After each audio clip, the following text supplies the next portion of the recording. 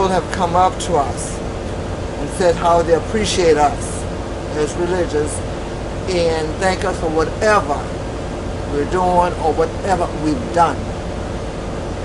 And so, you know, it really is such, you know, it's just great. It's just great.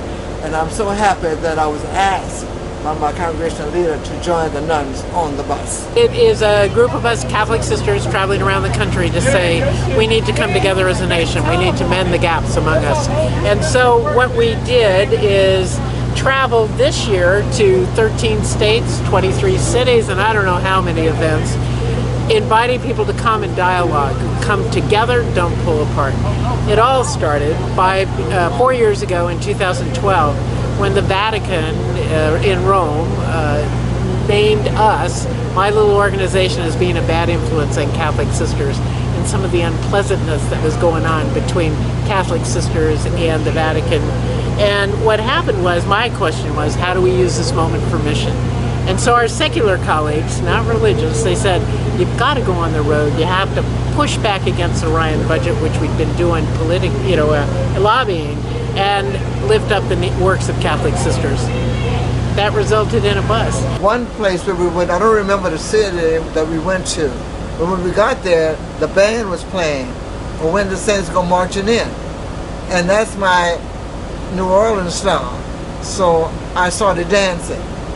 And so naturally that was, you know, a joy for them to see, and then dancing with the ones following me. And so the people have been really anxious, waiting for us.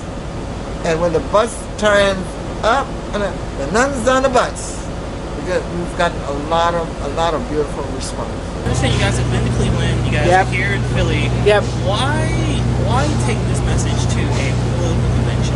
Because the only way we're going to make change is if we wake up the politicians.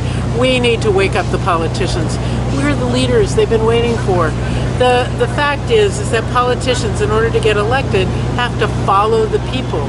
So what we've decided is we're going to move the people, get the people in the lead, and then we can make change. Well, we're getting politicians on board. We've got quite a few that have signed on.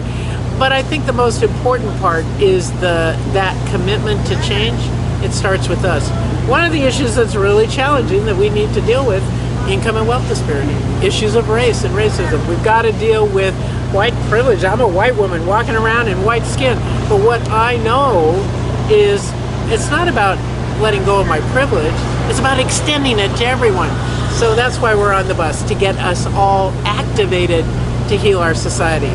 Then we need the politicians to make the legal changes. This has really been for me because I listen to people who are in need of help, need of living wages more so that they can live respectfully. Because as I listen, they can't pay the bills, they can't enjoy themselves because they're working and no, no days off. And so they're trying to make ends meet, living wages.